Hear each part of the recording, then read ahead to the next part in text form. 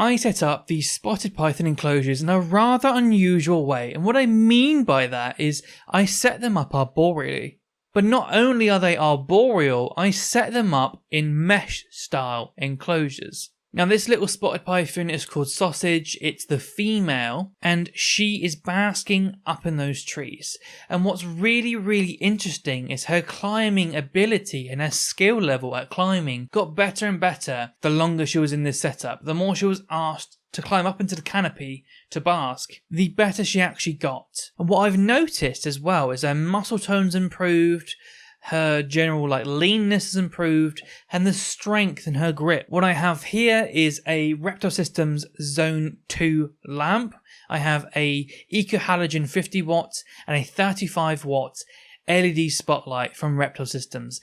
This entire lighting rig, it was all donated by Reptile Systems. So if we look up top, we can see that I've got the LED on a E27 fitting. I've got a Eco Halogen in a dome, and I've got Reptile Systems' own ballast with their Zone 2 lamp in it. Moving out of the canopy and towards the floor, there are some little hide options that I've used. I like this little box because it looks like some little shipping cargo box or something that's been left out in the woods. Now I've used pine shavings on the floor because they kind of look like big leaves. The big chips makes it seem like very littoral, and that's kind of the look I was going for. In this second setup, I've actually used paper bedding used for hamsters as an experiment, and I'm trying to see what I like. I'm trying to grow grass in this back left pot here, and as we move up into this canopy, we're going to see how this looks. And this looks very sparse by comparison. This was used from oak branches, and the other one was from some hedges. And it doesn't really have that evergreen gum look to it. So this looks much more deciduous and much more barren. What I like up in this basking spot is we got some forks in the branches, which are a nice little comfortable spot for the spotted python to sit and bask. My favourite part is that I have these up really high. So these are 4 foot tall, 2 feet deep and 2 foot wide. And I have them at mid waist height in the room. So they're actually far higher than I am. They're actually right up by the ceiling, so they can get really high in the room. Now most people don't set these species up in this arboreal fashion, but I know that they will go and hang out at the mouths of caves and trying to catch bats. So I wanted to experiment and see how much they chose to bask. They can stretch out fully along the bottom, so terrestrially they are fine.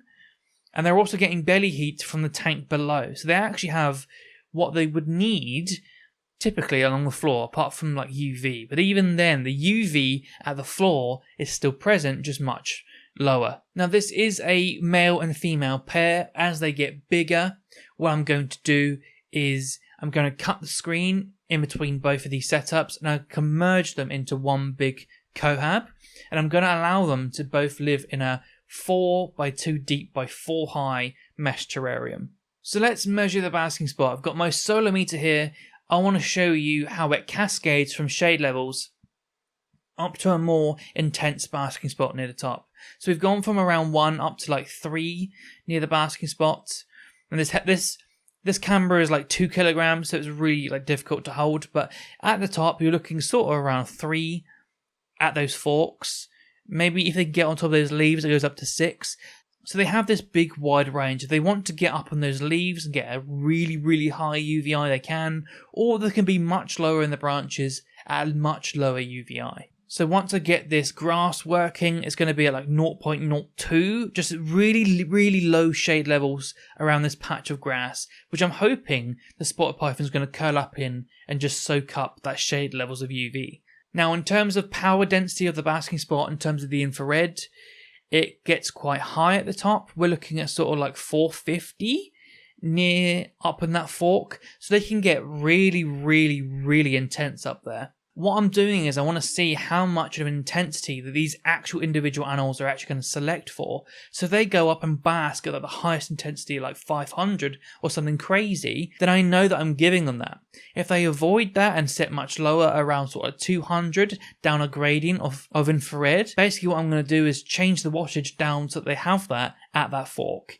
But I'm basically preference testing by using the height as a distance away from the actual bulb. Let's see what Sausage is actually basking at.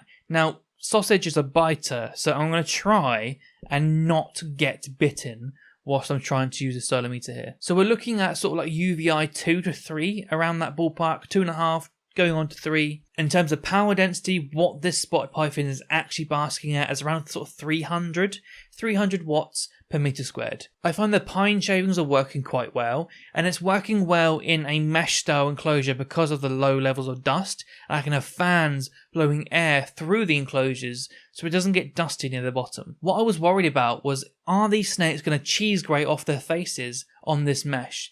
And luckily they've been in there for months now and they haven't done it, so I don't think they're going to continue to do it. If you look at his nose, it's perfect and healthy. He has not cheese grated his face off, so I actually consider this a success. The most exciting part of this is feeding them arboreally. I'm trying to angle it so the nape of the neck is available to Sausage here, but the way that they eat in the trees in this manner, and they're using all their muscles, and they have to like swallow but against the weight of the animal whilst holding it in the air, that is so much more physical and dexterous and just a bit more of a challenge. If we look at how Sausage eats in the tree now at 10 times speed, you will see the weird techniques she's going to use. She actually swallows it like upside down, and then she snakes back and forth to work it back up. What a great little snake and a great little setup.